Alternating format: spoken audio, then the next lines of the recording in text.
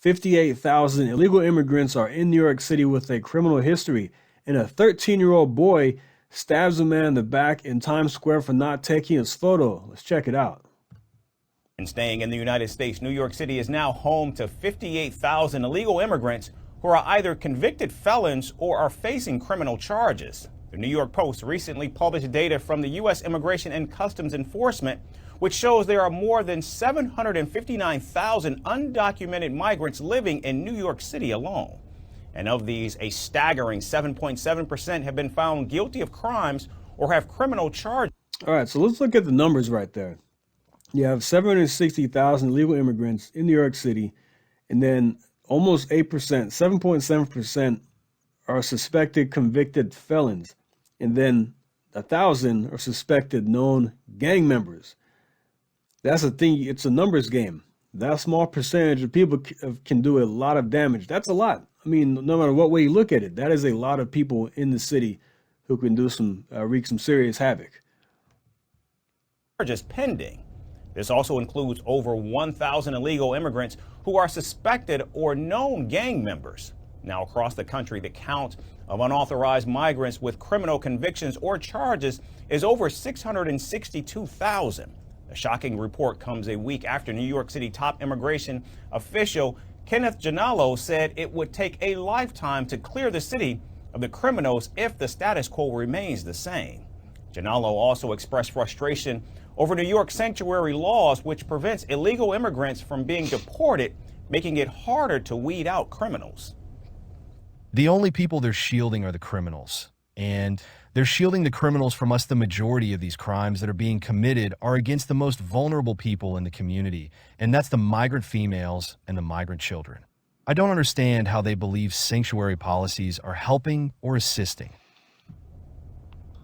Critics say instead of taking action against criminal immigrants, New York City is now providing them with free lodging and food, which only risk public safety. You see, they claim they want to protect illegal immigrants from federal law, but then the very people they want to protect are getting hurt by other people coming across the country. The hardened criminals, those are the ones that are really being affected by this. I mean, a lot of people are, but the illegal immigrants are being hurt and targeted by criminals, like hardened criminals who come across the border. So it doesn't make any sense to me when they want to harbor, people. They have these sanctuary city laws, and they want to harbor them when they're doing a lot of damage. Check this out. Biden migrant, 13 years old, gets more than he bargained for after stabbing a passerby with brass knuckle knife. A 13-year-old illegal immigrant was arrested Sunday after the victim of an attack was able to help police track him down. It's from Western Journal. The victim was stabbed with a brass knuckle knife in the New York Times about 9 p.m. Sunday, according to the New York Post. The man, who did not require hospitalization, refused to take their picture, leading them to hit him in the face and stab him in the back and leg.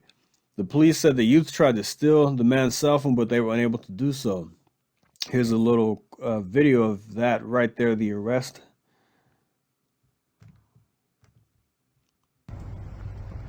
I mean, this kid is 13 years old. He's 13 years old being booked because he stabbed somebody over not taking a photo. This is craziness. There he is right there. I mean, why? I don't understand. You're 13 years old. Why are you stabbing? You're on the path to be a lifelong criminal. That's the path you're on. Look, I'm glad to hear this. Eric Adams, who is a Democrat, says he is willing to work with the Trump administration regarding deportations. Let's check it out. Those who are here committing crimes, robberies, shooting at police officers, raping innocent people, have been a harm to our country. I want to sit down and hear the plan on how we're going to address them. Those are the people I am talking about, and I would love to sit down with the Board of Czar and hear his thoughts on how we're going to address those who are harming our citizens. We're open to that. Open to? To hearing what their plan is to deport some of these folks, and you think the city, in some circumstances, should cooperate with ICE. Let me, you know what's interesting? And I was talking to the team the other day. I want you to all go back and Google Hillary Clinton and Barack Obama. Google what they said about those who commit crimes in our city and what they said in our country. They said those who commit crimes need to get out right away. That was their position. So this is not a new position, you know, because in the state of, in the era of cancel culture, no one's afraid to be honest about the truth. Well, cancel me, because I'm going to protect the people of this city. And if you come into this country, in this city, and think you're going to harm innocent New Yorkers and innocent migrants and asylum seekers, this is not the mayor you want to be in the city under. Look, the guy is still a Democrat, and yeah, he's still a liberal, but if his position is protecting the people of New York City from violent criminals, then I'm all for it. And look, Eric Adams has changed his position over the past few years. He came into office saying that New York City is going to remain a sanctuary city under his administration. But after Greg Abbott started busing illegal immigrants to the city in droves, then he started to change his tune. You see what happened after Eric Adams started speaking out about the border. Suddenly they started going after him. But he's right. That is a position Barack Obama had in the past. I've looked it up myself, and so this is nothing new. But shout out to Eric Adams for wanting to work with the Trump administration, to work with Tom Homan, and getting the convicted criminals. That's where it's first and foremost most important. Convicted criminals, get them out of the city, get them out of the country as fast as possible. Because it's a public safety issue. Then we'll focus on other things after that. But all right, guys, thanks for listening. Like and subscribe. See you next time. Thank you. Take care.